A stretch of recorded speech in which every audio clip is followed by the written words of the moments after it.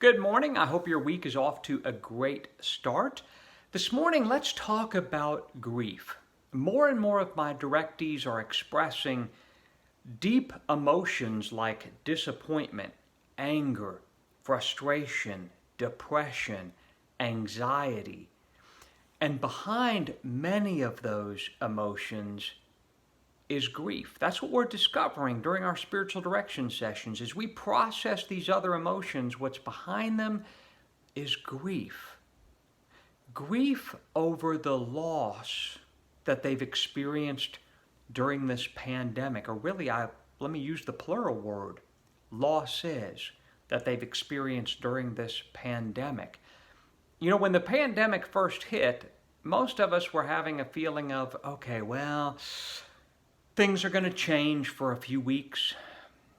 Things are going to change for a couple months. And so we just kind of squashed, suppressed those losses. But as this has drug on, and as they now say that the pandemic could last well into next year before a vaccine, those losses are coming back up and seeping out in other emotions. I think the reason they're seeping out in other emotions is because no one has really given us permission to reverence the losses. And I'm not just talking about the loss of life. That is overwhelming. I can't imagine those families that are dealing with the loss of loved ones during this time. That might be, in some ways, a more permissible grief, or at least a more obvious grief. But for most of us, it's a less obvious grief. It's grieving a loss of hours at work, or grieving a loss of income, grieving the ability to get the groceries that we wanted at the store. At least here in Arkansas, we continue to have that issue. You go to the grocery store and a lot of the shelves are pretty empty, and you can't always get what you were wanting or maybe even needing, aka toilet paper. The loss of routine, the loss of community, the loss of a balance in various relationships. Relationships have been thrown out of whack because of so many of these other losses. A loss of personal time. For some students, a loss of graduation or a loss of school.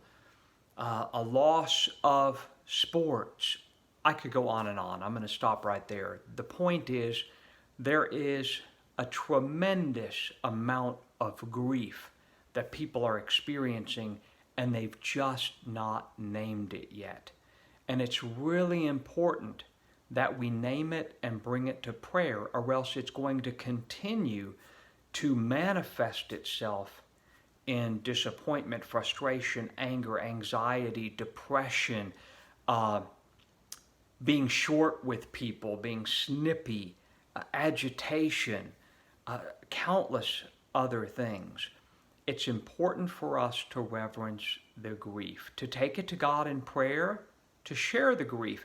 We're horrible about grieving as Americans. The best way for us to grieve is to tell the stories.